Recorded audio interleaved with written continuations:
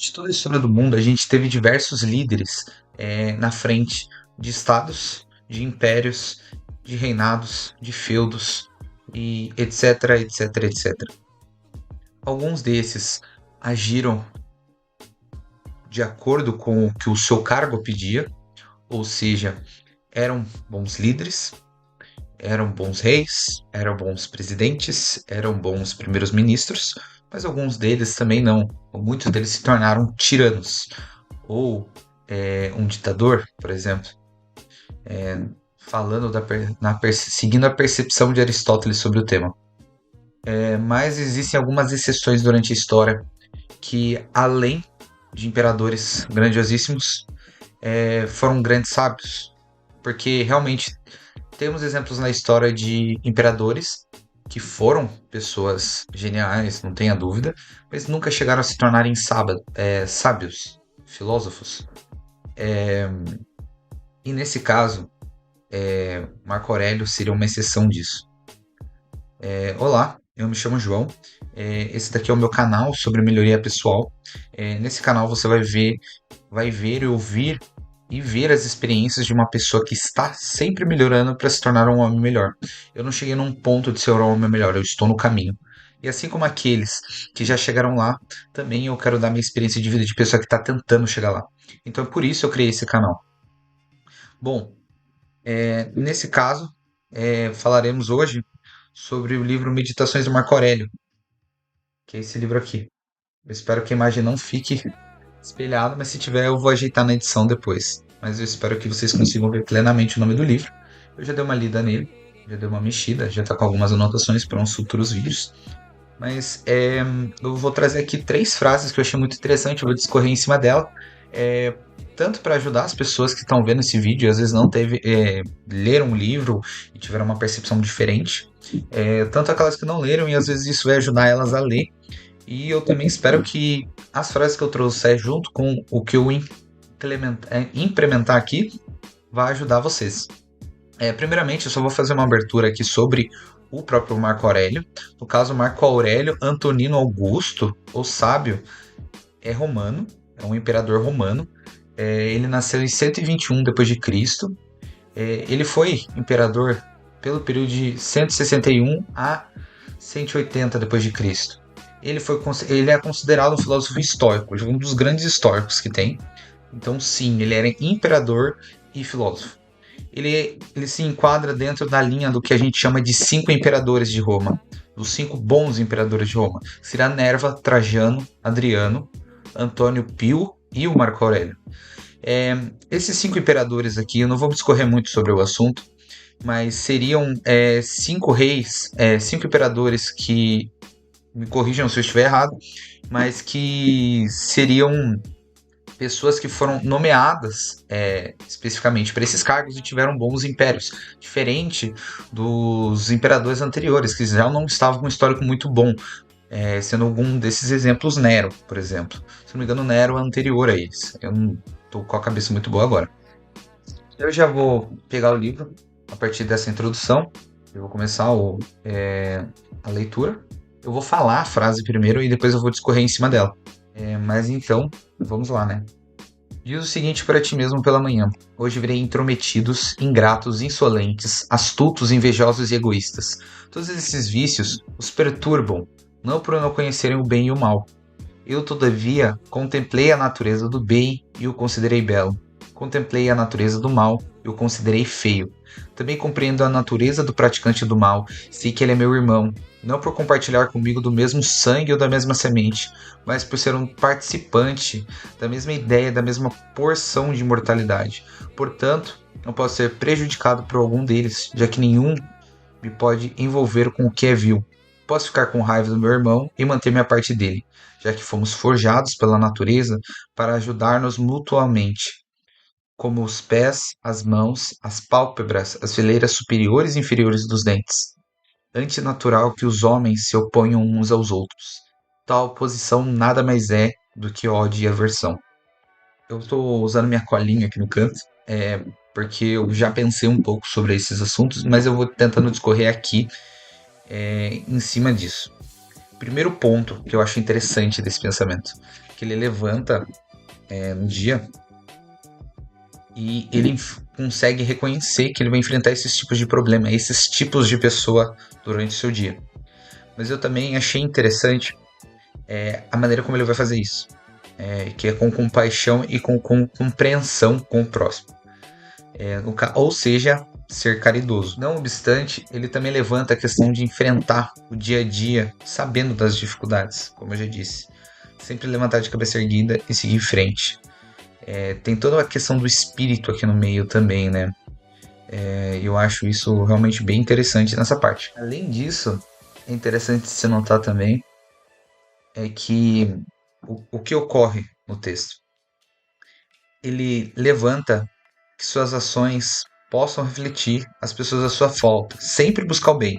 Sempre tentar buscar o bem. Independente da existência de pessoas ruins, você sempre tem que tentar buscar o bem para as pessoas. Ser bom, sabe? Ser bom, ser uma pessoa boa. Um ser. Mas nisso, eu não quero dizer que é para você ser um trouxa. Você não pode ser trouxa. Apesar de preservar o bem, você não pode ser um trouxa. Às vezes, deixar alguém que você tanto fez o bem é uma das melhores maneiras de ajudar, na verdade. Porque você às vezes está fazendo tão bem, e a pessoa continua sendo um otário, um babaca, por exemplo. E vale muito mais a pena você deixar ela seguir o caminho dela, tomar os próprios tombos, sem a sua ajuda, aprender que ela errou, não tendo você na vida dela. E isso vai educar ela muito mais. Vai educar isso muito mais. Às vezes ela pode até não se tocar, que é por sua causa, que pela sua falta que isso vem acontecendo, mas isso vai educar a pessoa, é uma maneira de fazer o bem também. Não obstante, há essa percepção de abandono, né? Já seguindo nessa linha, já fugi bastante do texto aqui, mas seguindo nessa linha, essa percepção de abandono de uma pessoa, de alguma ideia, de algum projeto que às vezes não esteja dando certo, é uma percepção de mudança. Eu fugi muito do texto agora, mas o que eu achei interessante, fiz as anotações e fui embora nessa linha. Eu achei interessante levantar essa questão. Agora eu vou pro segundo trecho do livro, tá anotadinho aqui. Esforça-te sinceramente a cada hora, como um romano e um ser humano, para executar o que chegas a tuas mãos com dignidade impecável, generosidade, liberdade e justiça, e liberta a tua alma de qualquer outro pensamento. Alcançarás tal objetivo se executares cada tarefa como se fosse a última, se teimosia ou qualquer aversão passional ao que a razão aprova, sem hipocrisia ou egoísmo, ou ainda descontente com os caminhos da providência. Verás quão poucas coisas precisam ser aprendidas para que o homem possa ter uma vida tranquila, respeitando a Deus, pois daquele que se atém a tais princípios nada exigem os deuses. Bom, esse trecho aqui eu também achei hiper interessante, principalmente nessa questão de esforçar sinceramente como um homem, como um romano, né? Como um humano e como um romano, no caso. Eu li errado. Sobre isso, eu fiz algumas anotações interessantes. A primeira coisa que veio à minha cabeça quando eu lembrei disso foi sobre um áudio que eu ouvi de um padre lendo sobre um livro dele. Eu não vou lembrar agora o nome do padre, mas ele fala sobre a questão da caridade.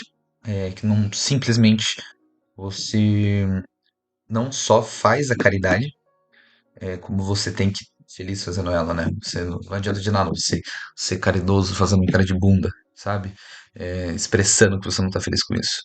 Não, não é o correto. Não é o correto. Porque no fundo, sua alma você tá fazendo isso por obrigação, não porque é bom. E eu acho que isso reflete nesse texto. Porque o texto, esse trecho aqui em si, ele fala sobre as questões do seu dia a dia. E no caso do padre, ele fala só sobre a caridade, mas eu acho que isso se aplica a outros âmbitos da vida também. Se você vai trabalhar com felicidade, cara. Eu sei que é foda. A vida não é boa pra ninguém. Tem pessoas que é muito pior do que para as outras. Mas amar o processo, entende? Eu sei que às vezes o trabalho é uma bosta, mas ter uma visão de que isso vai mudar. Às vezes se apoiar nessa visão vai te ajudar a trabalhar bem, a fazer os seus atos do dia de uma maneira melhor. Então, além do trabalho, né, no caso, viver bem, estudar, pensar em melhorar, é realmente um papo bem de coach, mas amar o processo, entendeu? Amar a questão do processo que vai levar você a um lugar melhor. Então, eu acho bem interessante. É o primeiro ponto que eu queria levantar. Outra coisa É a questão da força para enfrentar o dia a dia sabendo das dificuldades, entende? Essa questão toda eleva o espírito. Não obstante, um ponto que também é interessante a se notar é que no seu labutar do dia a dia, você vai fazer que suas ações reflitam as pessoas à sua volta. Sempre buscando bem, nesse caso, né? Principalmente no caso da família. Recentemente eu estava pensando muito sobre a questão da riqueza, né? Porque assim, eu me considero uma pessoa. Eu não me considero uma pessoa, mas eu sou uma pessoa que quer ficar rico. Eu quero ter dinheiro, eu quero viver bem. Mas hoje na verdade, eu estava pensando isso pela manhã. Por que que eu quero ficar dinheiro? Por que que eu quero ficar rico? Por que que eu quero ter dinheiro?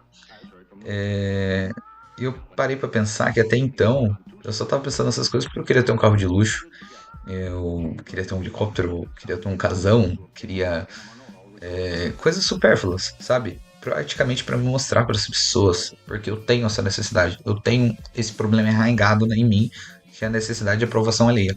É uma coisa que eu tento trabalhar bastante, sabe? Mas assim,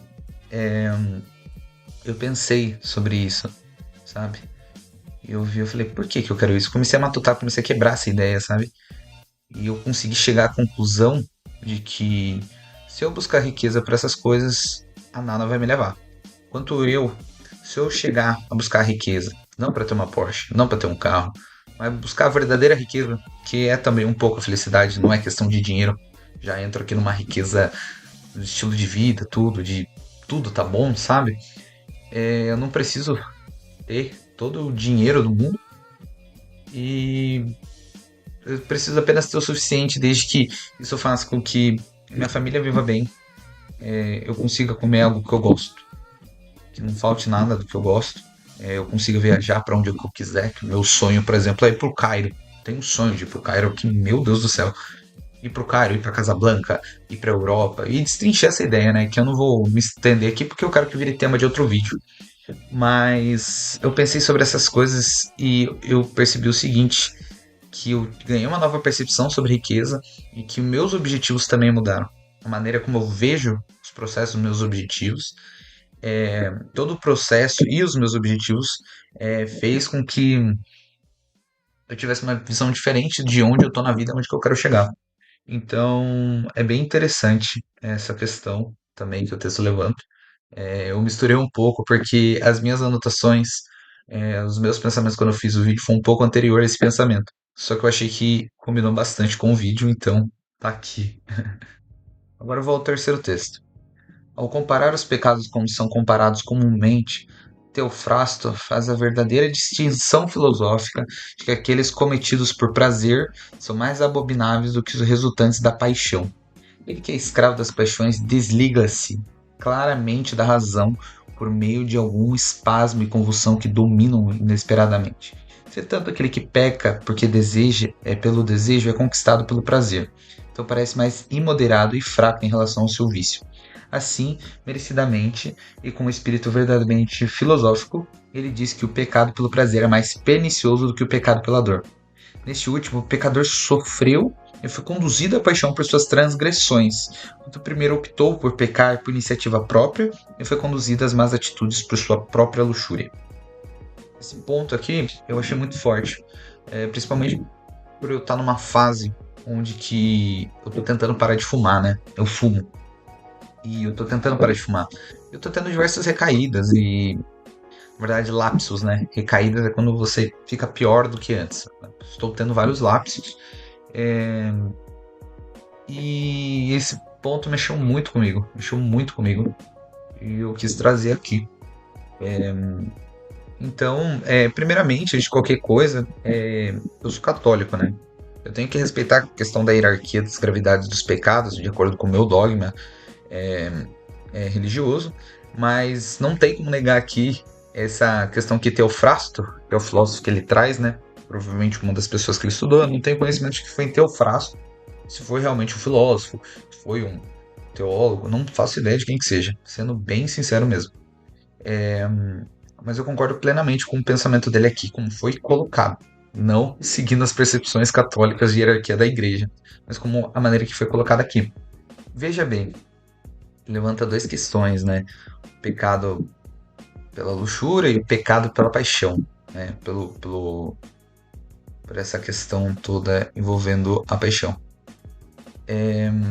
O que que acontece? Na minha percepção faz total sentido. Por exemplo, alguém bate na sua mãe. Bate na sua mãe. Cara, os atos que vêm após isso, da sua parte, se você presencia algo assim, não dá nem pra falar que foi você que fez. Não dá nem pra falar, às vezes você nem sabe que você fez isso. Pelo ódio tremendo que vem. E até mesmo você pode matar essa pessoa. Na minha percepção, ainda mais nesse exemplo, pode parecer meio absurdo, mas na minha percepção, ainda mais nesse exemplo, isso consegue ser menos pior, tendo em vista que você foi, como que eu posso dizer, provocado a isso. Você teve um ódio lastimável que o levou a fazer isso. Pior do que um pecado onde que você tenta saciar a sua lascívia. Lascívia. Falei errado. É lascívia que eu escrevi aqui. Acho que é lascívia que se fala. Lasciva, lascívia. Lascívia, na verdade. Falei errado. Mas onde que você tenta saciar sua lascívia. Porque na percepção você simplesmente está fazendo isso por puro prazer. Puro prazer. Isso se enquadra a pedofilia, tá louco? Pornografia, a cigarro, a bebida, a excesso de videogame, cara, comida superfaturada, conseguir ficar sem um drive-thruzinho, ou no meu caso, né, que eu não consigo ficar sem a porra do Monster. Mas todos esses casos, eles, quando eles excedem, se tornam vícios, né? Eu acho muito interessante que nesse caso aqui, essa questão ela acaba virando muitos vícios, né? Muitos desses pecados aí da paixão são vícios, acabam se tornando.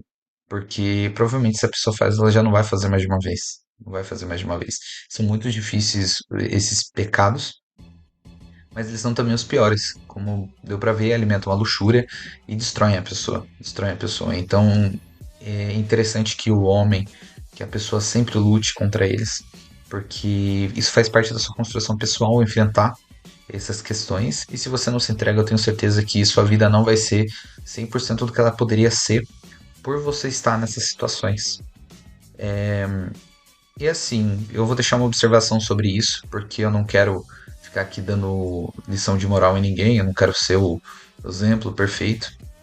Eu tenho lápis, tenho recaídas, fumei um cigarro hoje, fumei um monte ontem, mas assim, lápis e recaídas acontecem. Então você não pode desanimar, não pode desanimar. Eu vou deixar aqui só essa observação, porque eu quero fazer um vídeo só sobre isso, né? Mas você não pode desanimar. Você não tem que pensar que você é um fracassado porque você errou nisso. Você tem completa capacidade e motivação para melhorar. Então é isso. Esse foi o primeiro vídeo. Provavelmente não tá da melhor qualidade, mas eu espero muito que vocês curtam e compartilhem o vídeo nas redes sociais de vocês. Vou deixar nas redes sociais aqui embaixo, porque eu criei um Instagram só para isso, só pra gente começar a produzir esses conteúdos aí mais voltados para autoajuda, não autoajuda, né, mas desenvolvimento pessoal e mais nessa pegada mais filosófica. Então eu pretendo trazer mais livros que eu estou lendo e trazer assuntos sobre vídeos sobre certos temas, porque eu acredito que mesmo eu não me tornando, não sendo um homem completo, eu consigo ajudar de alguma maneira, porque eu sou uma pessoa que está nesse processo. Então, encare como se fosse um concurso público de promotor. As pessoas que já têm a vida andada, vamos dar um exemplo, né? Que são pessoas assim, que são mais evoluídas, pode-se dizer assim. Por exemplo, na TMBC, o Castrinho, eu não vou lembrar o primeiro nome dele, aquele barbudinho, que também fala sobre melhoria pessoal. O Pinho, são pessoas que, por exemplo, na visão do concurseiro já chegaram lá, né? Eu sou o concurseiro, eu tô no caminho. Então eu acho interessante eu trazer isso, trazer as minhas mudanças de vida, minhas observações e como eu venho vendo as coisas no mundo. E eu espero que gostem muito desse vídeo. Eu vou ficar por aqui. E muito obrigado pela atenção.